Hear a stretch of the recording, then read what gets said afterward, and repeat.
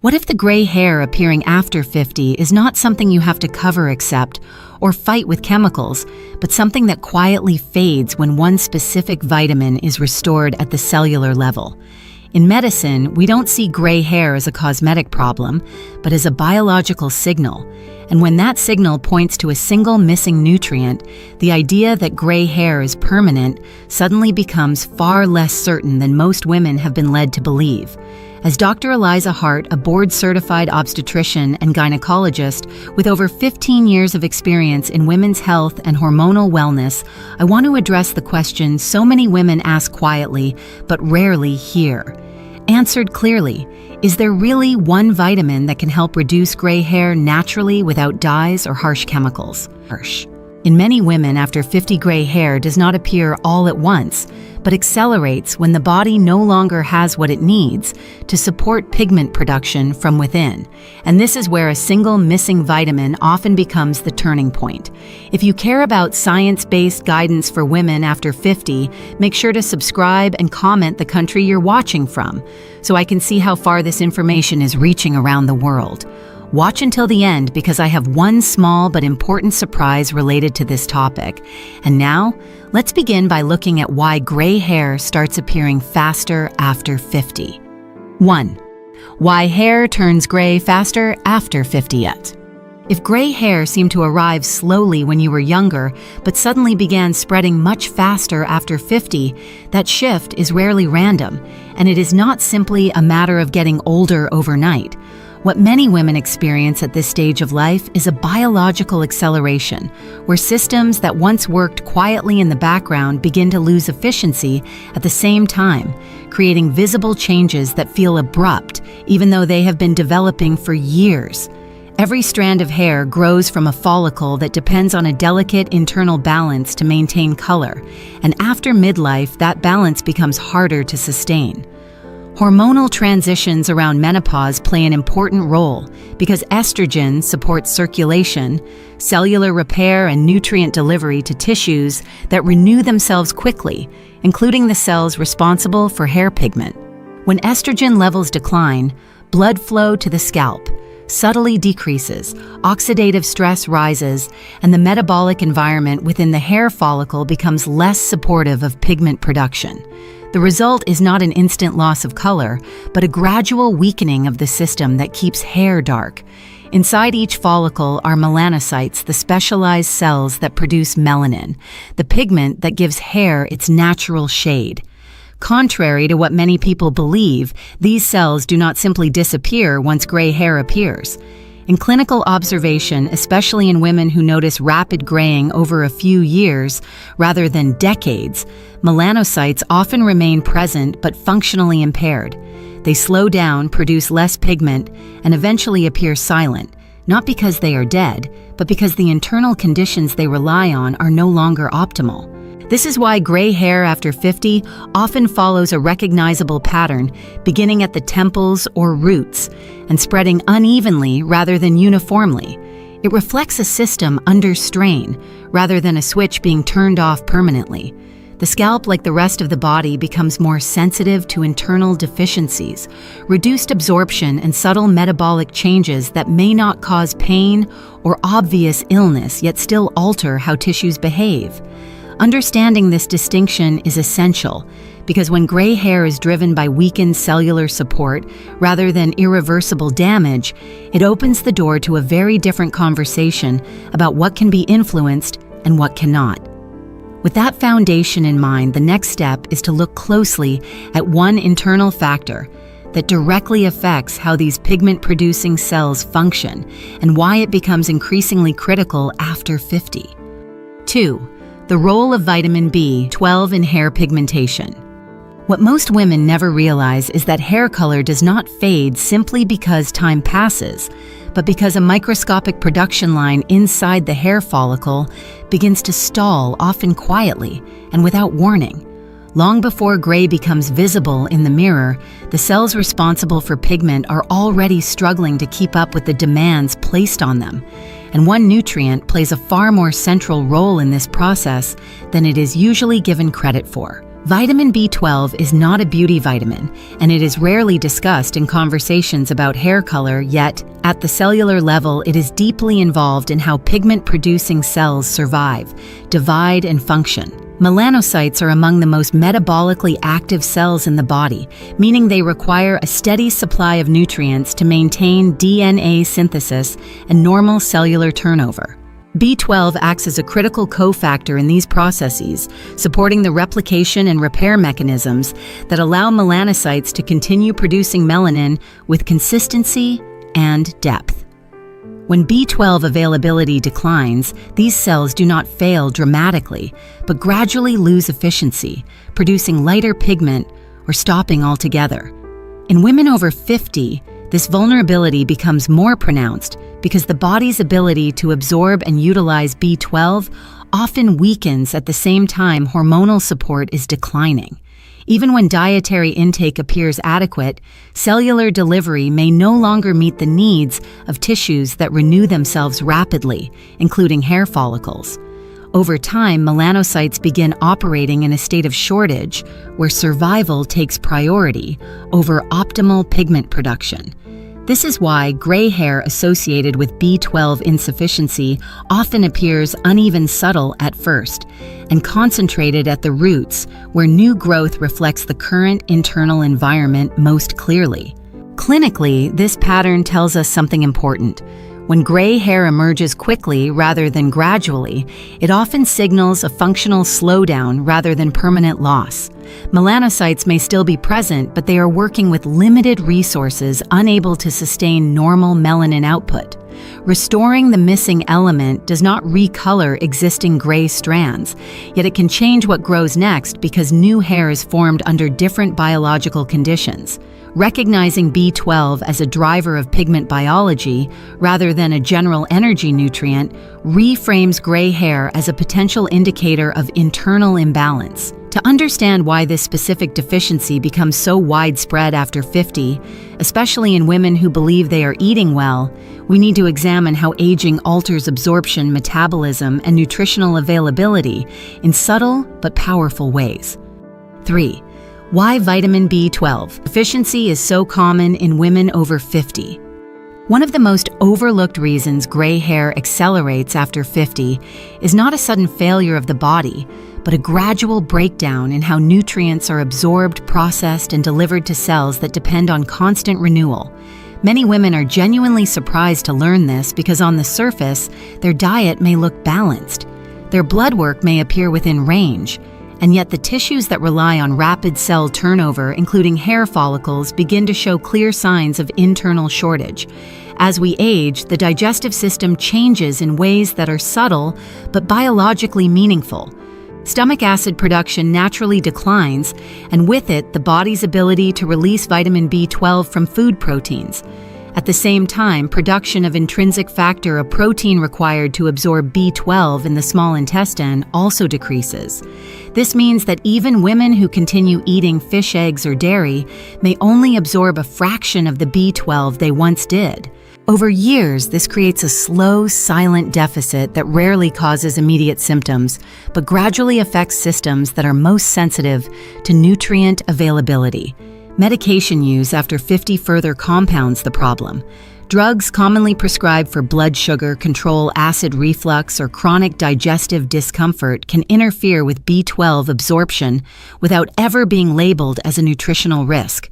From a clinical perspective, this explains why so many women are told their B12 levels are normal, while still experiencing fatigue, brain fog, nerve sensitivity, and changes in hair color. Standard blood tests often reflect what is circulating in the bloodstream, not what is actually reaching cells where B12 is needed to support DNA synthesis and cellular repair. Hair follicles are particularly vulnerable to this disconnect because they are metabolically demanding tissues. When B12 delivery becomes inconsistent, melanocytes are forced to function under suboptimal conditions, conserving energy rather than maintaining pigment output. The result is not dramatic hair loss, but a steady fading of color that appears to confirm the belief that graying is inevitable. In reality, the body is signaling that it is no longer receiving or using this nutrient efficiently. Before we continue, I want to hear from you. If you have ever been told your B12 levels were normal, yet noticed faster, graying low energy, or changes in focus, comment 1. If you have never had your B12 status evaluated beyond routine labs, comment 0. Your response helps clarify how common this hidden pattern truly is, and it leads us directly into what research reveals when B12 deficiency is corrected in the right way. 4. What research shows about B12 and gray hair? For decades, gray hair was treated as a cosmetic endpoint, not a biological process worth studying, which is why many women are surprised to learn that population-level research has quietly been documenting a measurable link between vitamin B12 status and hair pigmentation.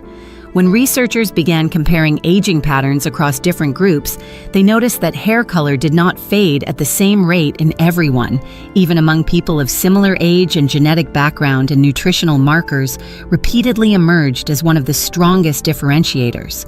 Long-term observational studies in older adults have shown that individuals with lower functional B12 levels are significantly more likely to experience earlier and more extensive graying than those whose levels remain optimal.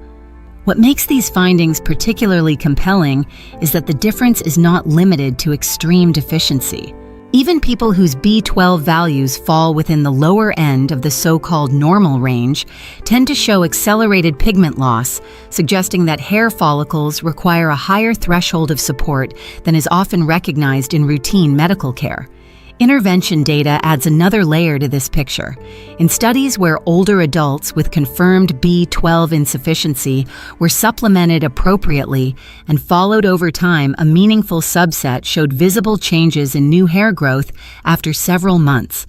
This did not mean that gray strands suddenly darkened, but rather that hair emerging from the scalp began to carry more pigment, creating a gradual shift in overall appearance. Importantly, these changes were not immediate and did not occur in everyone, which reinforces that the mechanism is biological repair, not a cosmetic trick. Researchers also observed that people who responded best tended to be those whose graying progressed relatively quickly over a few years, rather than slowly over decades. From a clinical standpoint, this distinction matters.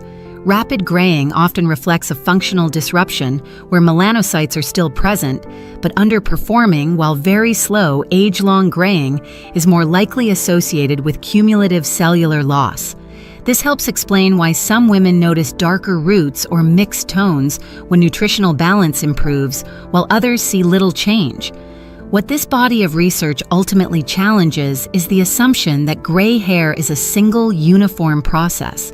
Instead, it suggests that in a significant number of women after 50, pigment loss reflects a modifiable biological state influenced by nutrient availability, cellular metabolism, and time. Understanding this evidence allows us to move beyond speculation and toward a more precise discussion of what supports pigment biology and why correcting one deficiency alone is often not enough without addressing the larger nutritional context. 5. B12 does not work alone, the supporting nutrients. Even when vitamin B12 is restored to an optimal level, many women are surprised to find that hair pigmentation does not improve as expected, and this is where the conversation often becomes misleading if we focus on a single nutrient in isolation. In clinical practice, melanocytes do not respond to B12 as a standalone switch, but as part of a tightly coordinated biological system that depends on multiple signals working together at the cellular level.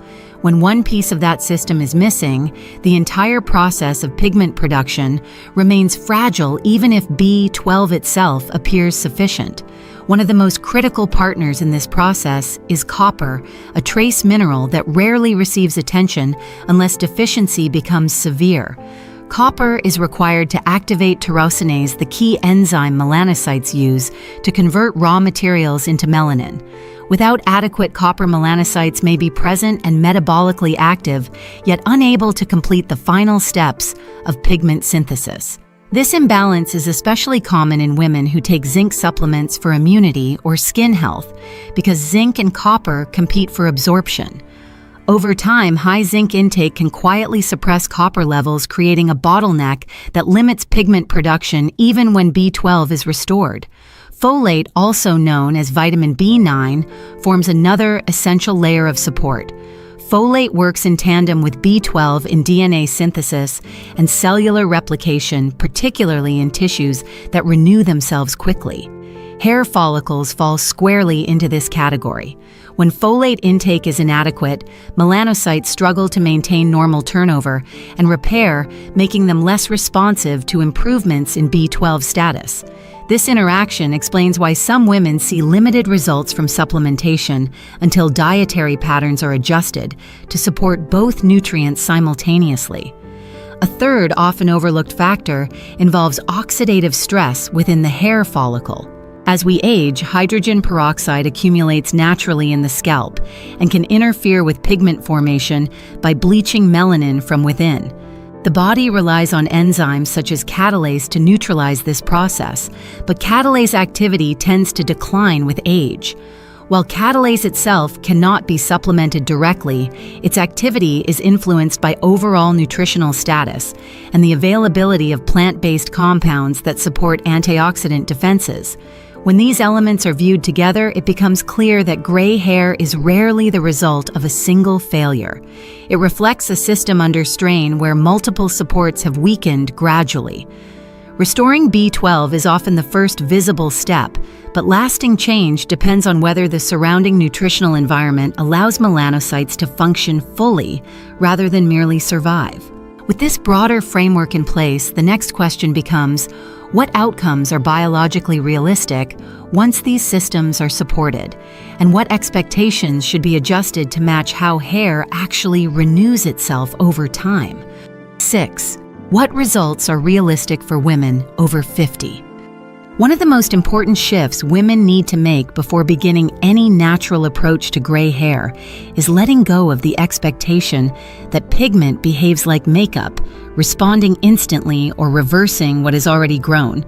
Hair follows biological timelines, not cosmetic promises, and understanding this difference is what separates realistic progress from unnecessary disappointment.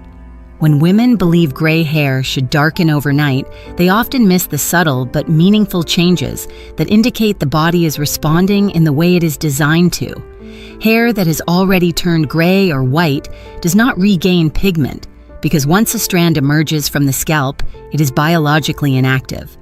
The opportunity for change exists only at the level of the follicle where new hair is formed. This is why any improvement, when it occurs, appears first at the roots and gradually extends downward as new hair grows. In women over 50, hair typically grows about half an inch per month, which means visible differences require patience, measured in months, not weeks. This timeline is not a limitation, but a reflection of how cellular renewal actually works.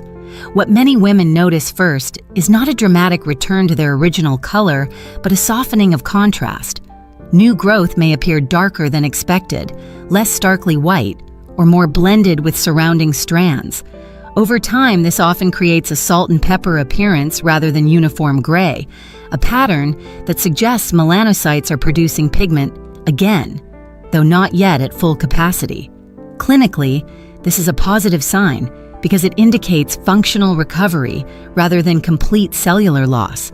It is also important to recognize that responses vary widely. Women who experienced rapid graying over a few years tend to see changes more often than those whose hair gradually lightened over decades. This distinction reflects the underlying biology, where melanocytes that have been dormant for a shorter period are more likely to resume activity when conditions improve. In contrast, follicles that have lost pigment-producing cells entirely may show little visible change, even when nutritional balance is restored. Perhaps the most overlooked outcome is that partial improvement still carries meaning. Moving from white to gray or from flat gray to blended tones can significantly alter how hair looks and how women feel about it without requiring complete reversal. More importantly, these changes often coincide with broader improvements in energy focus and nerve function, reinforcing that the process is systemic rather than superficial. Recognizing what progress truly looks like allows women to evaluate results with clarity rather than unrealistic comparison. With expectations grounded in biology, the final piece becomes understanding how to approach this process safely, test appropriately, and avoid common missteps that can undermine long-term outcomes. 7. Safety testing and medical guidance before you begin. Before any woman decides to address gray hair through nutritional correction, there is a step that matters far more than choosing a supplement or adjusting a meal plan, and that is understanding what her body is actually signaling beneath the surface.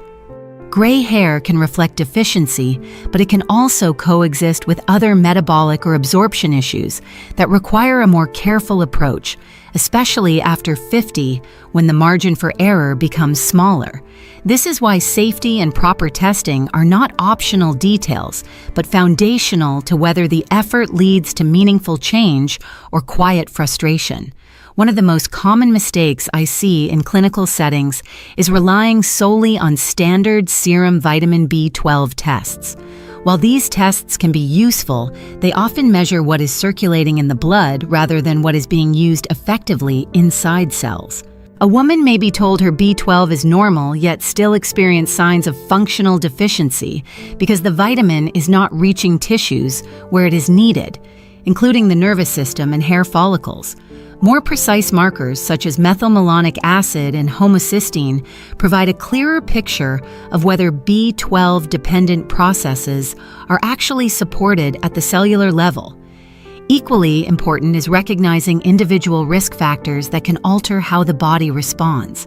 Digestive conditions, reduced stomach acid, long-term medication use, and age-related changes in intrinsic factor all influence absorption. In these situations, taking higher doses without guidance does not always translate to better outcomes, and in some cases, can mask underlying problems that deserve attention. A thoughtful approach considers not only how much is taken, but whether the body can properly absorb and utilize it over time. Interactions between nutrients also deserve respect. Supplementing one vitamin while overlooking related minerals or cofactors can create new imbalances, particularly when zinc, copper, and folate are involved. Hair pigmentation depends on coordination, not excess, and restoring balance is rarely achieved through isolated intervention. This is why changes should be introduced gradually, with attention to how the body responds rather than how quickly results appear. Finally, expectations must remain grounded in biology, not urgency. Nutritional correction is not a cosmetic shortcut, and it does not override individual health history or genetic context. Women with chronic illness, absorption disorders, or long-standing deficiencies should involve a healthcare professional to ensure that the process supports overall health rather than focusing narrowly on hair color. When approached with proper testing patience and medical awareness, this pathway becomes not only safer, but far more informative, setting the stage for decisions that align with the body's long-term needs rather than temporary appearance. Gray hair after 50 is not always a fixed outcome of aging, but often a reflection of how well the body is being supported at the cellular level. When pigment-producing cells lose the nutrients and signals they depend on, color fades not because the body has failed, but because it is adapting to shortage. By understanding the role of vitamin B12, its supporting nutrients, and realistic biological timelines, women can make informed choices rooted in science rather than fear. If this video brought you clarity or value, and you would like to support the continued growth of this channel, a small donation is always appreciated and helps us keep sharing evidence-based guidance for women everywhere. Please like, share, and subscribe to help this message reach others, and thank you for spending your time with me today.